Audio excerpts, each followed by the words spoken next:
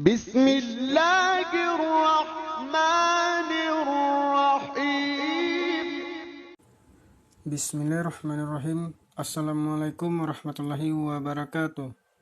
Pelajaran kita pada hari ini adalah tema 3, subtema 1, pembelajaran 1 dan 2 tentang hewan dan tumbuhan di lingkungan rumahku.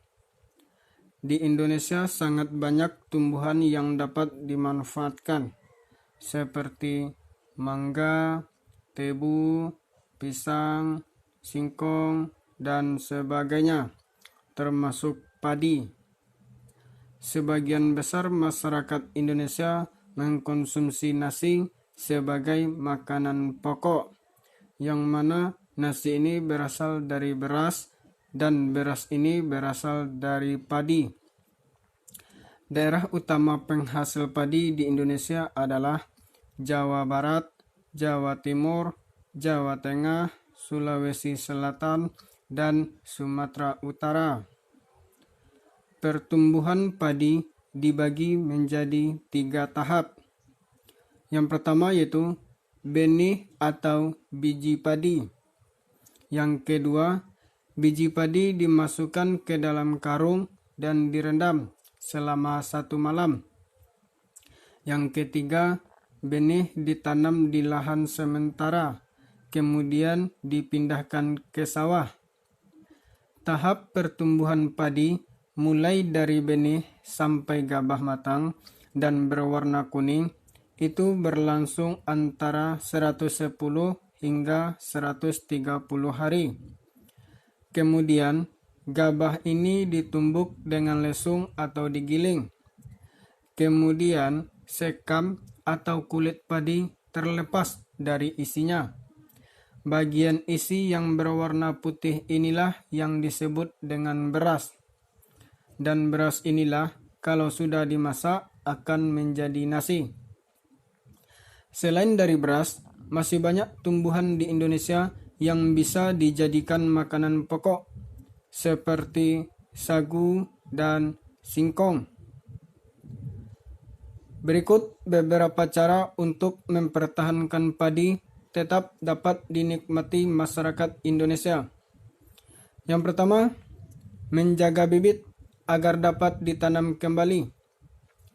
Yang kedua, menjaga lahan pertanian.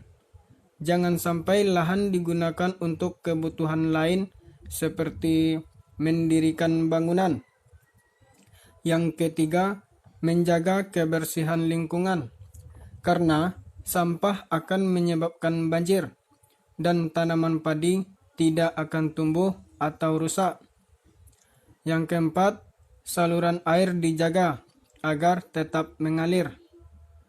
Yang kelima, penggunaan beras yang tidak berlebihan. Manfaatkanlah sesuai dengan kebutuhan. Pantai. Pantai merupakan daerah yang berbatasan langsung dengan laut yang bisa dijadikan sebagai tempat wisata dan nelayan. Dataran tinggi. Permukaan bumi dengan ketinggian 500 meter di atas permukaan laut bisa dimanfaatkan sebagai objek wisata dan usaha perkebunan. Dataran rendah. Permukaan bumi yang datar dengan ketinggian kurang dari 200 meter dari permukaan laut bisa dimanfaatkan sebagai pertanian, peternakan, dan sebagainya. Kita lanjutkan ke pembelajaran 2.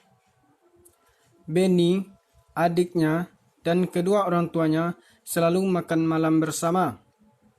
Ayah dan ibu Beni selalu berpesan agar mengambil nasi secukupnya. Sedangkan adik Beni selalu tidak menghabiskan nasinya karena ia sudah kenyang. Seringkali diingatkan, namun adik Beni selalu tidak menghabiskan. Padahal mulai dari penanaman padi sampai menjadi nasi membutuhkan proses yang sangat lama. Diperkirakan 1,3 miliar ton makanan hilang dan terbuang sia-sia setiap tahunnya. Padahal di luar sana masih banyak orang yang membutuhkan nasi, dan tidak bisa menikmati makan nasi seperti anak-anak Ustadz sekarang. Semoga anak-anak Ustadz semua mengambil nasi secukupnya dan menghabiskannya karena butuh proses yang sangat lama. Kemudian silakan anak-anak Ustadz buat jawaban pada soal halaman 7 dan 8 dan juga pada halaman 9 dan 10. Kita lanjutkan ke kolase. Kolase merupakan karya seni tempel pada permukaan gambar. Langkah-langkah membuat kolase. Yang pertama, siapkan bahannya seperti daun-daun, batang tumbuhan, lem, gunting, ataupun bahan lainnya. Yang kedua, membuat sketsa gambar. Yang ketiga, aturlah daun atau bahan lainnya menutupi sketsa.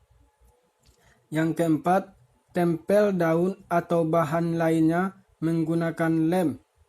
Yang kelima, karya seni kolase selesai dan siap untuk dipajang.